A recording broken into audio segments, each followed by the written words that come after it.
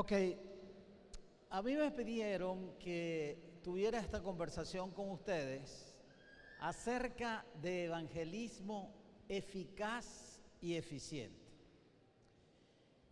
Y yo no sé si voy a poder decirles algo diferente a lo que ustedes saben, pero quisiera que reflexionáramos sobre estos tres conceptos: evangelismo, eficaz y eficiente.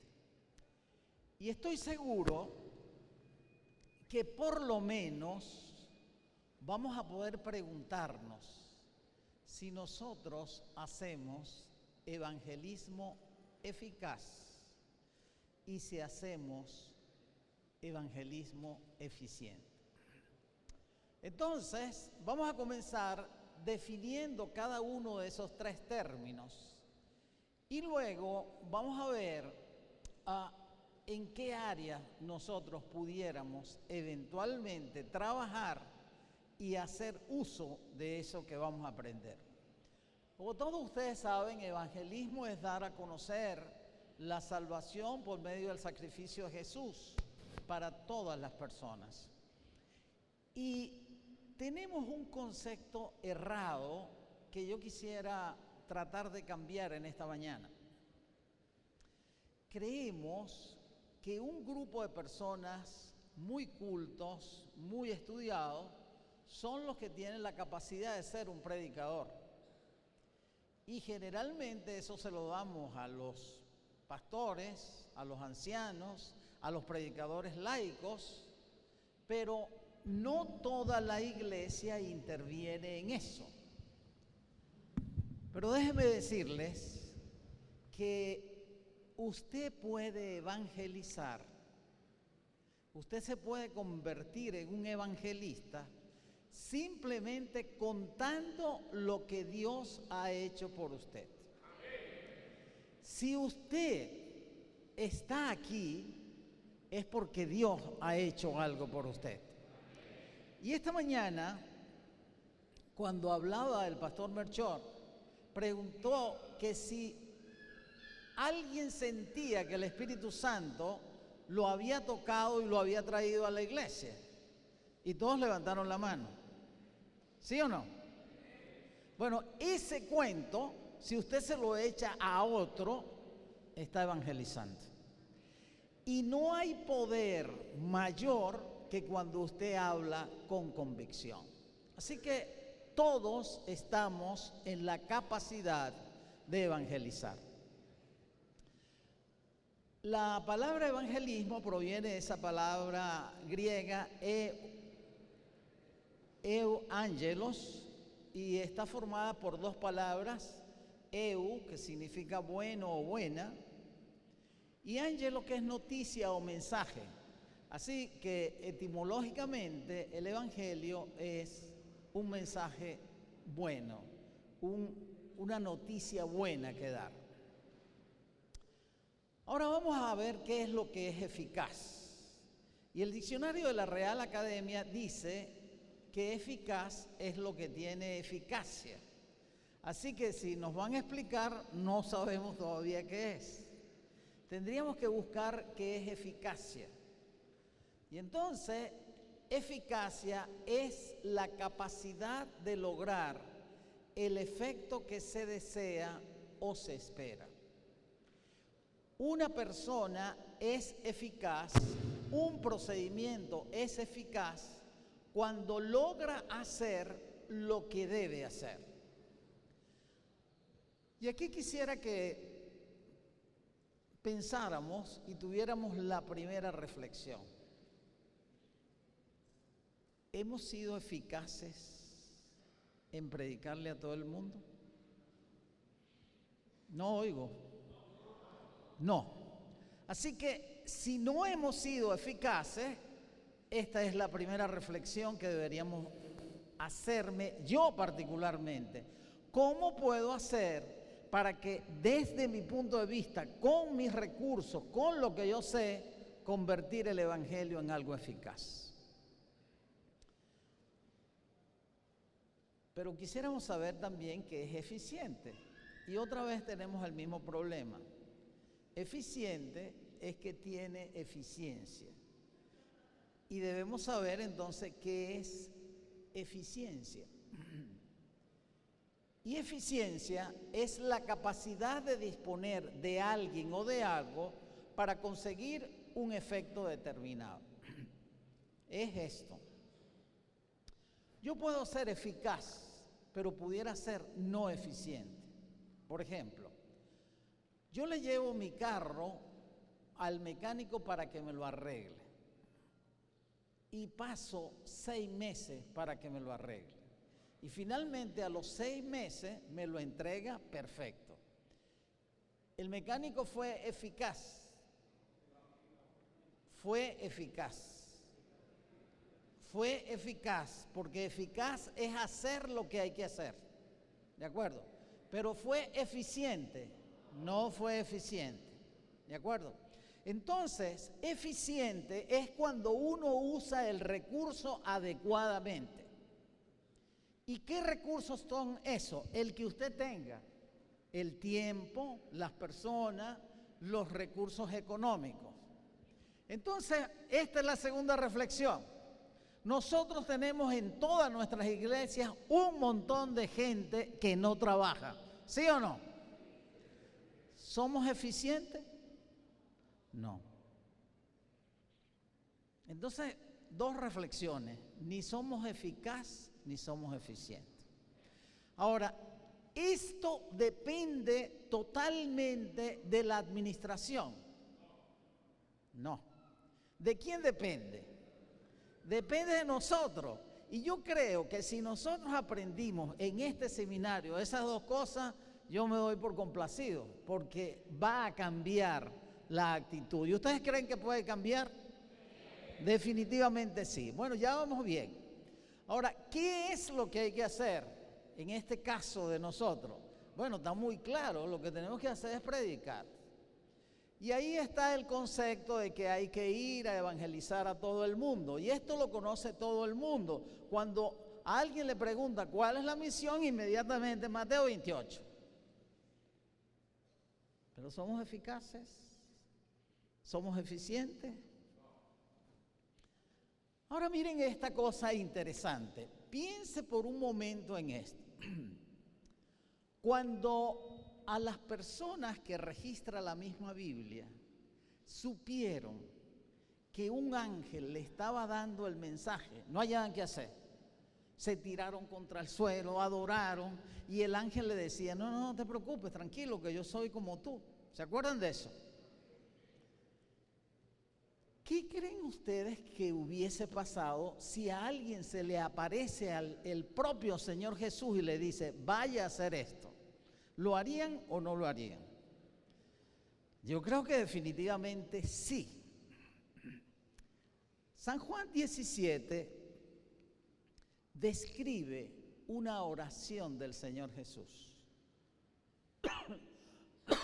Y él, después que habla en San Juan 14 de la promesa del cielo, después que en el 15 le dice cómo es que hay que trabajar, y después que en el 16 le ofrece el Espíritu Santo, le dice, pero como que si fuera poquito, yo voy a orar por ustedes. Y todo el capítulo 17 es eso. Pero él dice, no pido solamente por estos, sino por los que van a creer por el mensaje de ellos. ¿Y quiénes son esos? Nosotros. Pero miren lo que dice, Señor, como tú me enviaste, así yo los he enviado. Nos está enviando el Señor Jesús a hacer el trabajo de evangelizar, ¿sí o no? Definitivamente. Entonces, mire, tremenda responsabilidad. El propio Jesús pidió por mí y pidió para que yo fuera a evangelizar a otros. Si usted hasta ahora no ha hecho eso, bueno, usted tiene una deuda con el Señor Jesús.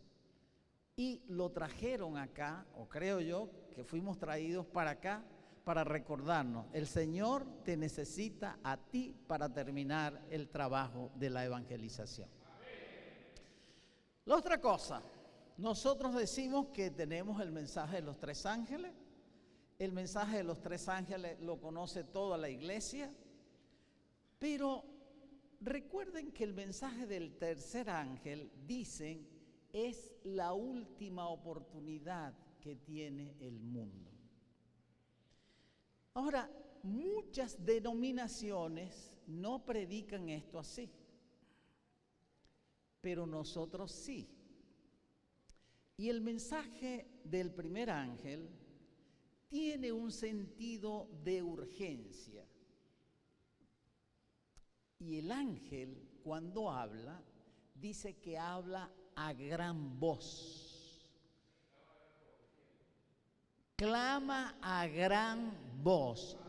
¿Por qué a gran voz? Porque hay una urgencia de dar el mensaje. Ahora, si a mí me dicen, mire, usted tiene que dar un mensaje urgente, y yo tardo días, meses, años en darlo, ¿soy eficiente? No. El mensaje del primer ángel me dice, tienes que ser eficiente. La hora de su juicio ha llegado y yo no quiero mandar ángeles, te quiero mandar a ti. Ahora tenemos que responder sí o no. Miren lo que dice Elena de White. Estamos viviendo en el tiempo del fin. ¿Usted cree que eso es verdad? Definitivamente sí. El presto cumplimiento de las señales de los tiempos proclama la inminencia de la venida del Señor. Ahora mire, si a usted le pregunta a cualquiera, ¿usted quisiera que el Señor viniera? La respuesta es ¿cuál? Claro. Estamos cansados que me asalten, me quitaron la cosa, todo lo que usted quiera. Pero el Señor ama también a los malos.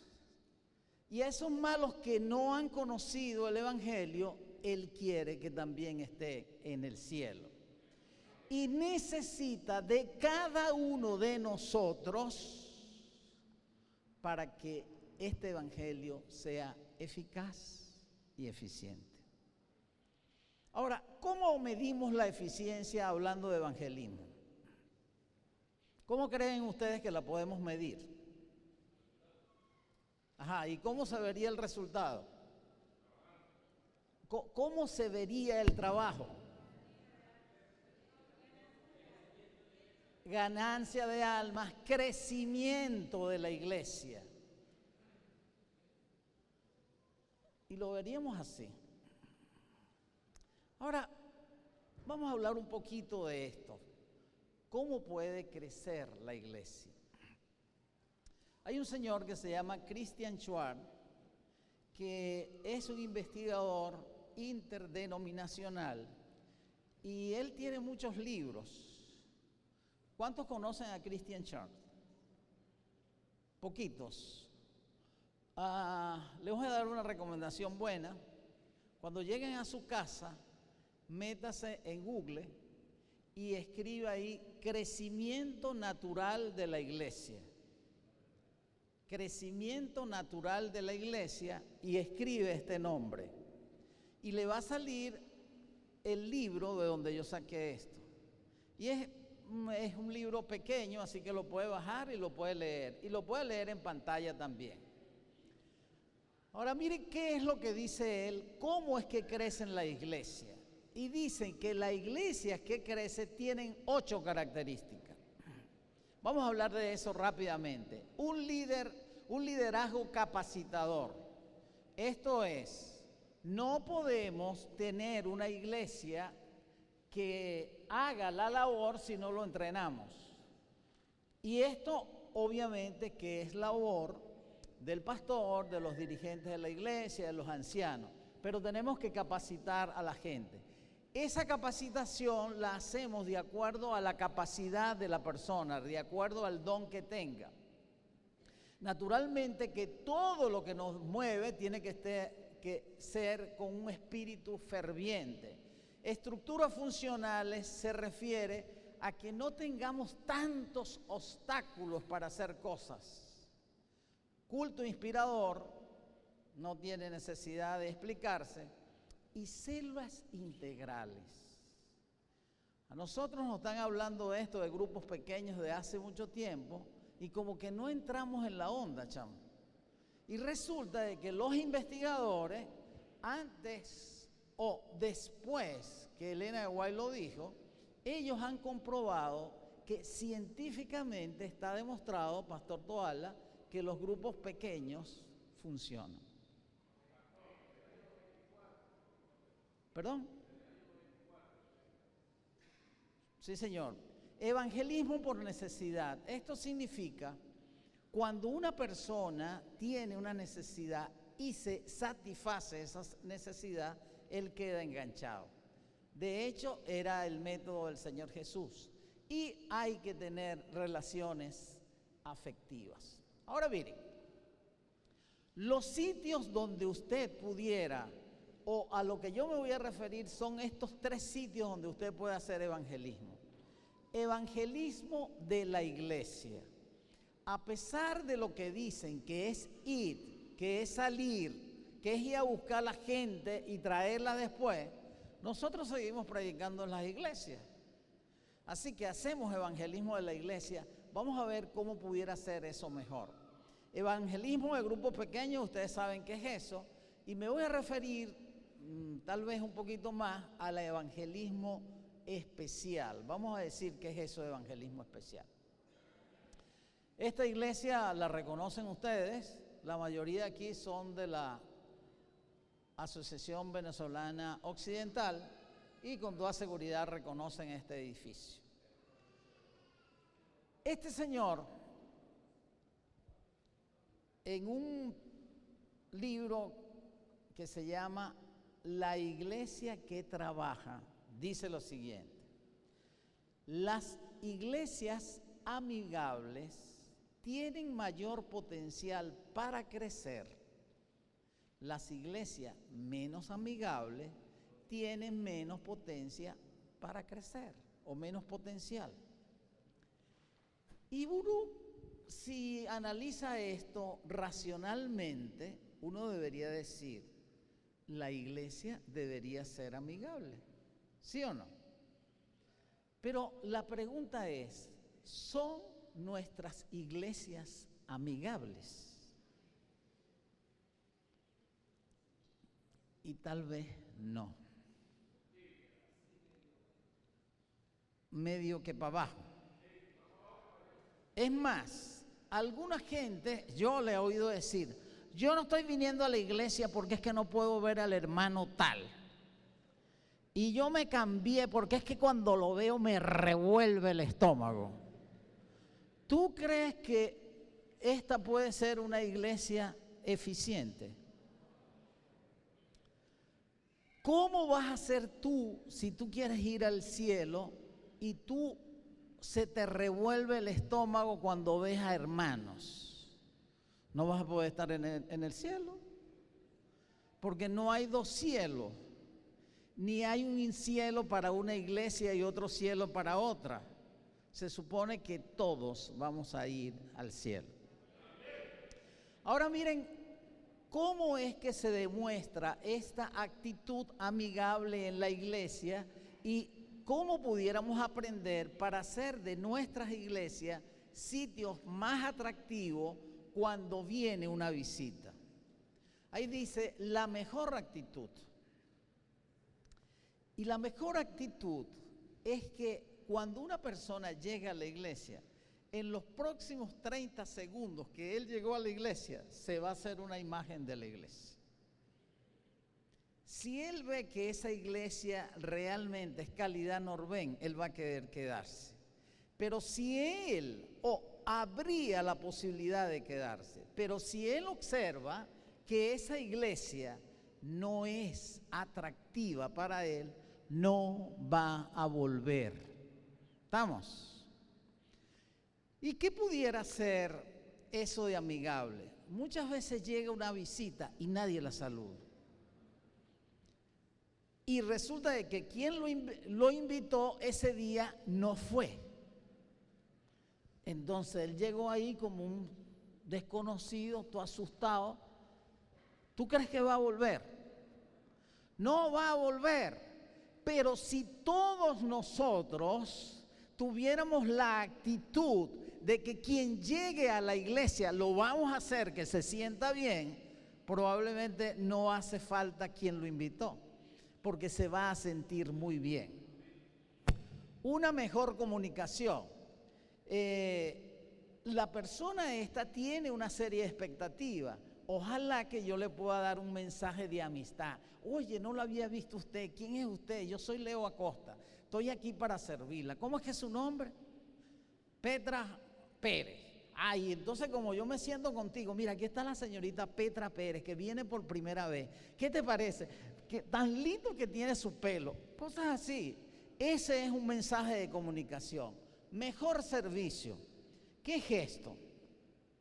Deberíamos procurar que nuestras iglesias, no se refiere esto al servicio de adoración, sino que tuvieran facilidades que captaran a la visita. Y le voy a poner un solo ejemplo. Hay iglesias que entrar al baño da asco. Eso huele a fos, las paredes están todas quebrajadas, hay cucarachas, no hay papel. ¿Tú crees que una señora medio elegantona ella, que usted la lleva y la lleva a eso? Oye, ni siquiera se va a querer sentar la poseta, se me pega algo. ¿Sí o no? Ustedes están riendo, pero esto es verdad, ¿sí o no? Entonces observe usted cómo un pequeño detalle puede hacer que la gente no vuelva a la iglesia. La mejor bienvenida. A lo mejor hay gente que le gustaría que usted lo presente, pero hay gente que no le gusta que lo estén presentando. Y usted le puede preguntar a la gente, oye, nos sentimos tan complacidos que usted haya venido. Pero usted se lo dice a él y usted le pregunta, ¿usted quiere que la saludemos desde el púlpito? Si la gente es pantallera y le gusta, va a decir, sí, sí, cómo no. Y entonces usted, que se levante la señora fulana y lo va a hacer muy bien. Pero si la gente no le gusta eso, simplemente no lo hace. Gusta que lo estén presentando. Pero usted debe preguntar a la gente, buena presentación. Mejor estacionamiento. Pero usted se lo dice a él y usted le pregunta, ¿usted quiere que la saludemos desde el púlpito? Si la gente es pantallera y le gusta, va a decir, sí, sí, cómo no. Y entonces usted, que se levante la señora fulana y lo va a hacer muy bien. Pero si la gente no le gusta eso, simplemente no lo hace. Muy bien, pero estamos en una época donde mejor estacionamiento. Usted se lo dice a él y usted le pregunta. Listo. Estamos en una época donde todo el mundo anda en carro. A mí me invitan, usted va a ir a la iglesia tal, eso queda en tal parte, usted va a ver un edificio. Y yo vengo por primera vez, estoy forzado, ando buscando cómo no entrar. Y si no hay estacionamiento, ¿me voy a parar? No. Así que si usted invitó a su persona especial, usted tiene que estar pendiente de esa persona y hacer que lo atiendan bien, que haya un puesto especial para las visitas, y eso no existe en la mayoría de las iglesias. Y esto funciona. El sábado pasado estuve en San Felipe. Cuando llegué ya me acordé que ahí hay una base aérea del ejército. Y me acordé que yo tengo un amigo allí. Así que lo llamé, un mayor del ejército. Y le digo, mayor, ¿sabe que estoy por aquí por San Felipe? Ah, qué bueno. ¿Y qué vino a hacer para acá? Bueno, voy a dar una conferencia en la iglesia adventista. Y voy a hablar de un tema bien interesante. ¿Quisieras venir? Entonces me dice, sí, cómo no, doctor, dígame dónde es y yo voy a estar allá. Pero resulta de que yo iba a comenzar y no había llegado el hombre. Así que me busqué al primer anciano. Mire, usted va a estar en esa puerta. Cuando venga un tipo que tenga cara de militar, los militares tienen la cabeza pelada, así, un corte militar, ¿saben cómo es? Usted le va a preguntar que si él es el mayor fulano de tal y usted me lo va a traer y me lo va a parar aquí. Bueno, ahí estaba el primer anciano. Cuando llegó lo hizo poner en el mejor asiento que teníamos. ¿Y usted cree que el mayor se sintió muy mal? Se sintió una persona importante. Aparte de eso, que yo le di su bombita allí, así que estuvo demasiado bien. Mejor tiempo. Nosotros a veces no le dedicamos mucho tiempo a las visitas. Vino alguien, lo trajo y nadie se ocupó de esa persona. Nosotros deberíamos estar entrenados, pastor, para dedicar tiempo a la visita. No solo el que lo trae, sino cada uno de los miembros de la iglesia, porque así es como él se va a sentir que ese es un ambiente agradable. Y qué bueno sería de que usted le dijera, ¿y por qué no se queda a almorzar con nosotros? ¿Sabe que esa era una costumbre que había antes en la iglesia? Había. Tiempo pasado, pretérito. Y los hermanos hacían como que intercambio. Tú me invitabas a mí este sábado, yo te invitaba a la otra. Algunos incluso decían, yo tengo un plato allí para un hermano que llegue. Eso se perdió, pero eso hace que la gente se sienta mejor.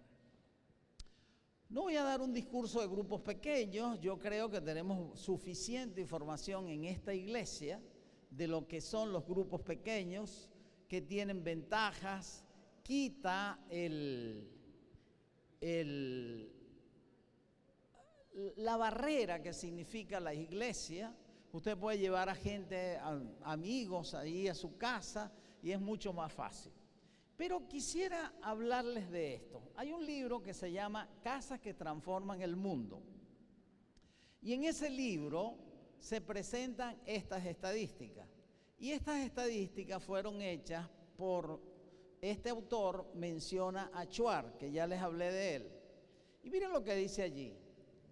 Iglesias, esta es una investigación que se hizo durante 4 años.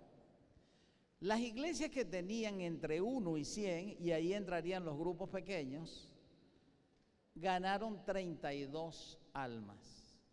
Eso significó el 63%. Pero observe las iglesias, mega iglesias. Las mega iglesias son la gente que tiene muchos miembros. Los que tenían más de 1000, en ese mismo tiempo ganaron 112, pero eso significa el 4%. Significa esto que si nosotros queremos avanzar en la obra de evangelizar, el grupo pequeño es lo que deberíamos hacer. ¿Qué gesto de evangelismo especial? Dentro de poco, la iglesia va a ser informada, va a ser involucrada en algún tipo de evangelismo especial que la División Interamericana quiere hacer. Y ese va a ser evangelismo, por ejemplo, para los discapacitados, para la gente que tiene retardo mental, para los sordos, para los mudos, y naturalmente eso tiene que ser un evangelismo especial. No puedes hacerlo de la misma manera. Si usted quiere trabajar, invadir las grandes ciudades, si usted quiere alcanzar la gente de alta clase, usted tiene que tener un evangelismo que no es el convencional. Y para hacer ese evangelismo tiene que tomar algunas medidas especiales. Yo les voy a hablar un poquito de eso hasta donde alcance el tiempo. Esto, por ejemplo, de hacer evangelismo de alta clase, es un evangelismo bajo presión. Excelente. ¿Y por qué decimos que es un evangelismo bajo presión? Por estas cosas. Como organización hemos trabajado más en personas de bajos estratos, poco en estrato medio, pero poco, muy poco en estrato alto. Así que organizativamente no estamos entrenados para eso. Dentro de nuestro grupo hay mucha desigualdad, es decir, somos mezclas, hay profesionales, hay obreros, hay tal. La gente de alta clase son medio exclusivos y no les gusta mezclarse con la demás gente, porque tienen miedo que los asalten, que los secuestren. Una gente, usted lo va a decir, mira, vamos a hacer una campaña en metropolitana. No va a ir. Y no va a ir porque tiene miedo que lo secuestren. Y le va a ser muy difícil para sus guardaespaldas en una concentración de esa controlarlo. Entonces, tenemos alguna dificultad con eso que tenemos que saber cómo manejarla. También esos hermanos que eventualmente vienen son objeto de una cacería de los hermanos de la iglesia. Ya les voy a explicar qué es eso. Entonces, tendríamos que ir haciendo cambios en la organización. De fortuna que nuestros dirigentes, tanto a nivel de la división como de la unión, están conscientes de esto. Y cuando hemos querido hacer evangelismo de alta clase, nos han ayudado. Tuvimos la oportunidad de hacer un programa y la división interamericana nos pagó los pasajes del invitado que trajimos de otra latitud.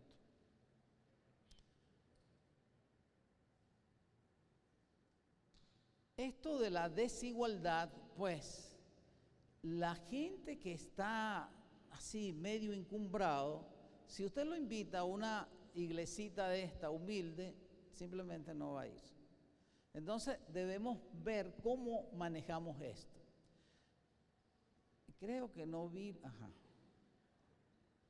Entonces, si bien es cierto que para Dios somos todos iguales, no podemos negar que tenemos diferentes grupos y que a esos diferentes grupos deberíamos buscarle una forma como atenderlo.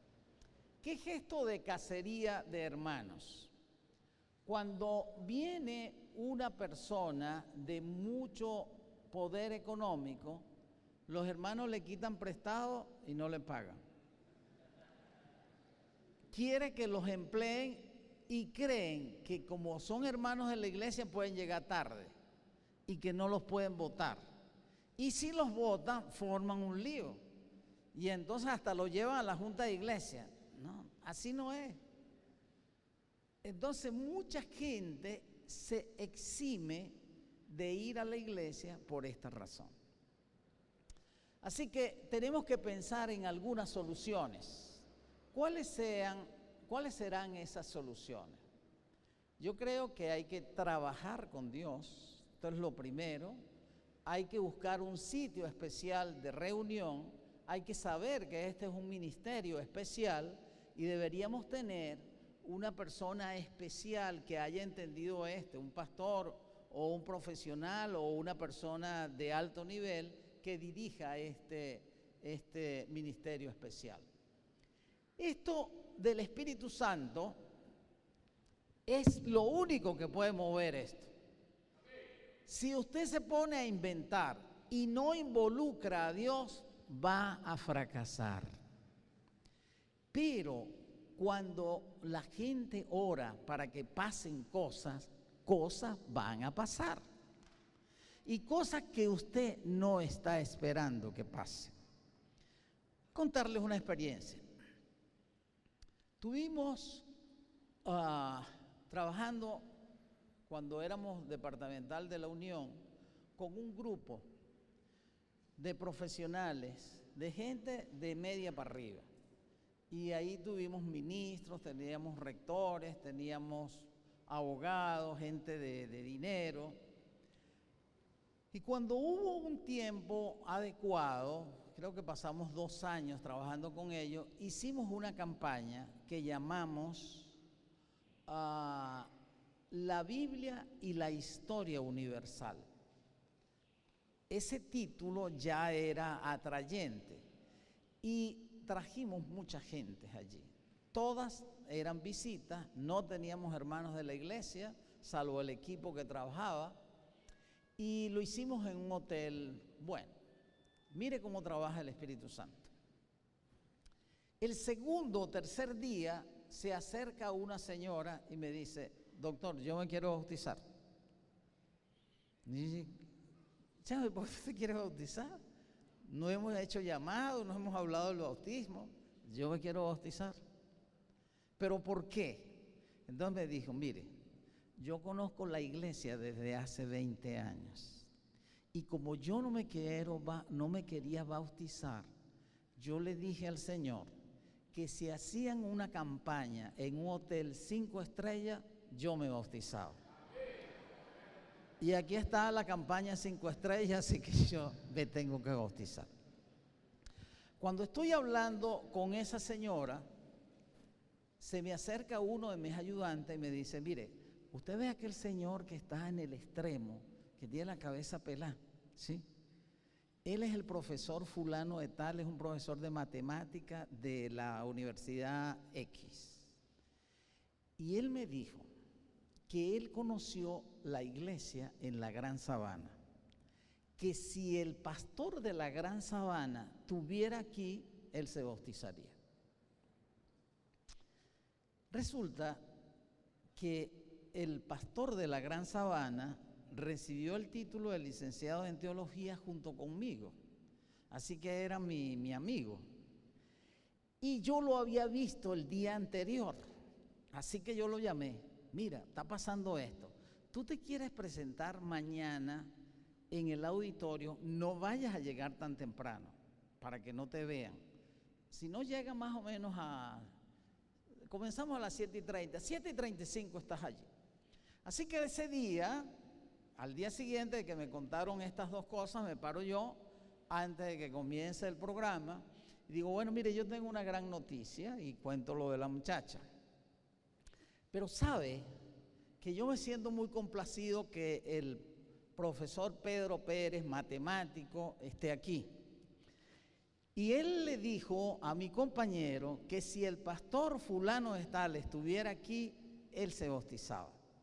Le pregunto: profesor, ¿eso es cierto? Y él contestó: es cierto. Le digo: vea para atrás. Y ahí estaba el pastor.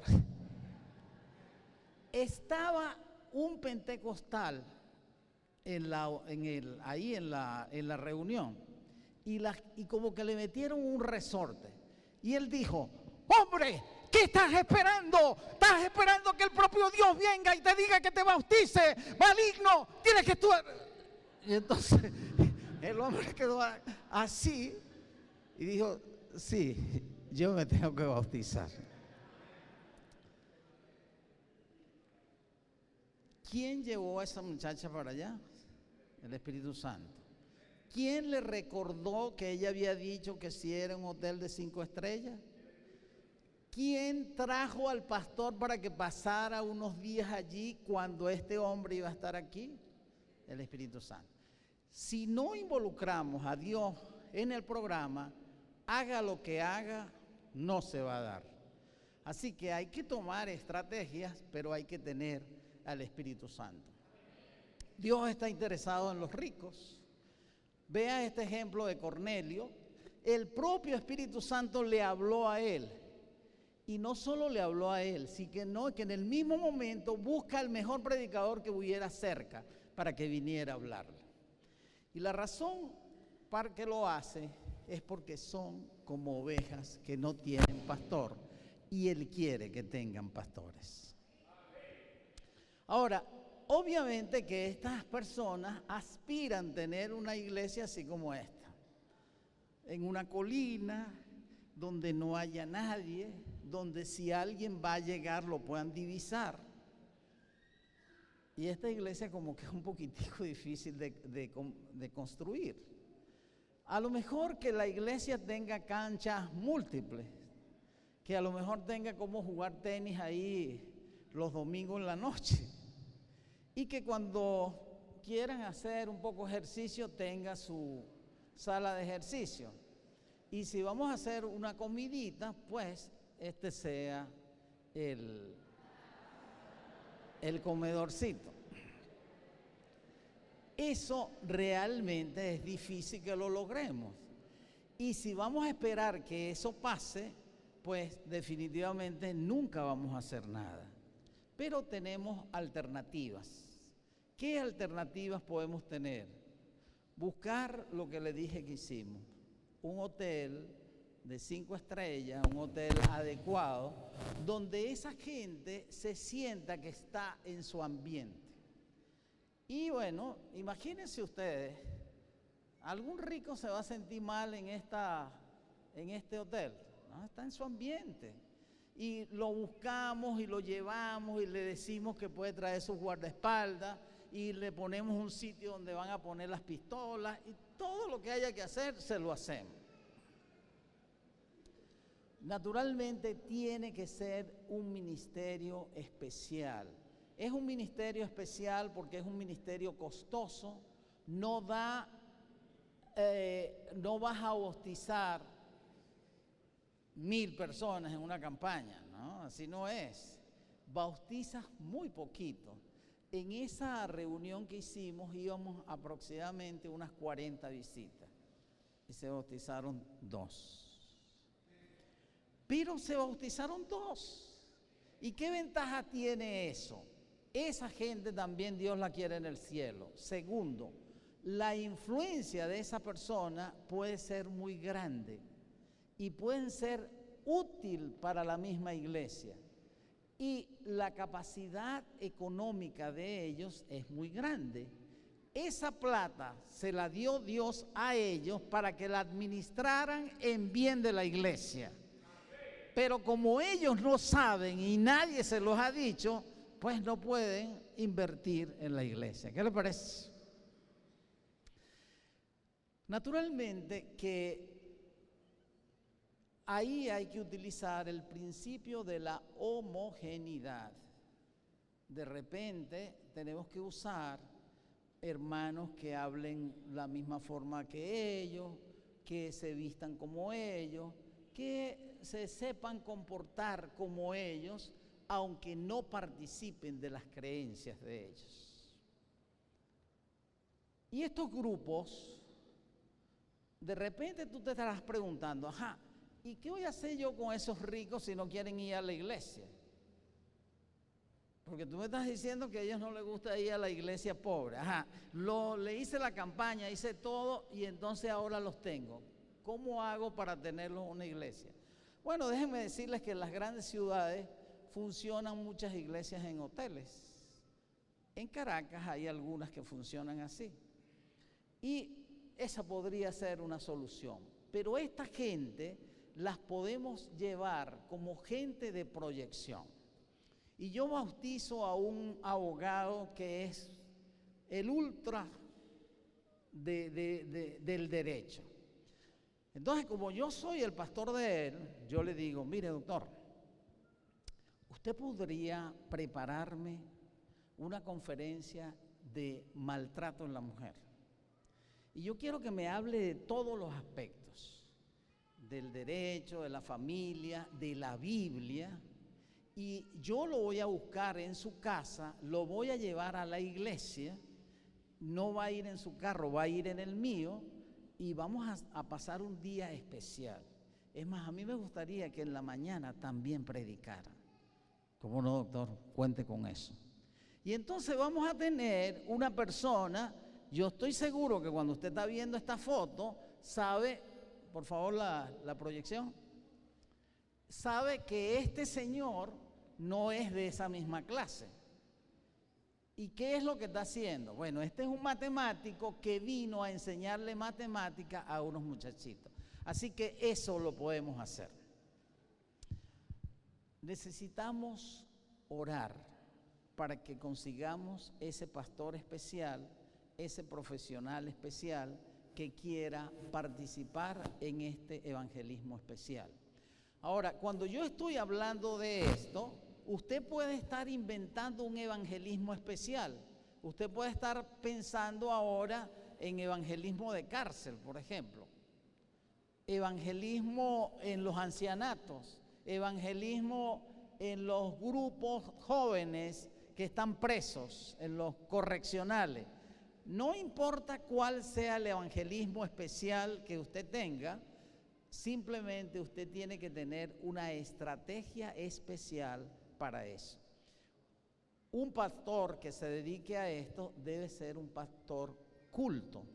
La persona que invitamos para que diera nuestra conferencia era poeta, era historiador, era periodista, era pastor, hablaba 5 idiomas y había escrito 40 libros. Cuando nosotros presentamos a ese señor, obviamente que la gente quedó. Pero en la iglesia nosotros tenemos ese tipo de... Por supuesto, esa persona tiene que demostrar al hablar que es un experto. Y los tenemos. Tiene que tener buen testimonio. Tiene que ser amigo de esas personas. Pero tiene que tener otra característica. Tiene que ser versátil. Yo tengo otra conferencia de esto. Y digo cómo es la característica de estas personas. Y con esto terminamos, pastor. Fuimos a dar un entrenamiento para trabajar en alta clase en Panamá. Y yo describí cómo era la persona. Y yo decía, le gusta ir a clubes exclusivos. En vez de tener tarjeta dorada o plateada, tienen tarjeta de créditos negras. Les encanta que le tomen fotos cuando están entrando, que los identifiquen, que tengan una identificación. Yo soy don fulano de tal. Y bueno, en el curso estaba uno de esos ricos. Y cuando salimos me dice, doctor, quisiera invitarlo a almorzar. Y nos podemos llevar al pastor el pastor de la iglesia. Dice, ¿cómo no? Nos vamos. Cuando llegamos era un club exclusivo. Y entonces él sacó su identificación. Soy don fulano, traigo 2 invitados, el doctor y el licenciado. Ah, no, pase don señor. Y entonces él se sentía orgulloso allí.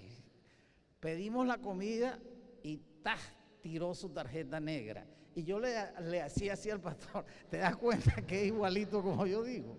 Entonces tenemos que conocer a esa gente. De repente él le va a decir al pastor, pastor, el domingo quisiera ir a jugar golf. Entonces si el pastor no sabe jugar golf, va a decir, que yo sé eso, ¿no? Ese pastor tiene que estar versátil. ¿Va a jugar tenis? Bueno, pudiera ser que no juegue tenis, pero por ejemplo tiene que saber quiénes son los mejores del mundo, y si no, tiene que echarse un puñal. Mira, yo veo mejor las mujeres porque las mujeres tienen un arranque y de hablar de cada una de la americana, de la checoslovaca, es decir, que la otra persona sepa que él está en la onda. Termino. Tenemos que ser eficaz en evangelizar. Tenemos varias vías para hacerlo. Tenemos que ser eficientes. Si tenemos alguna debilidad, el Señor puede hacernos fuertes. Que Dios le bendiga.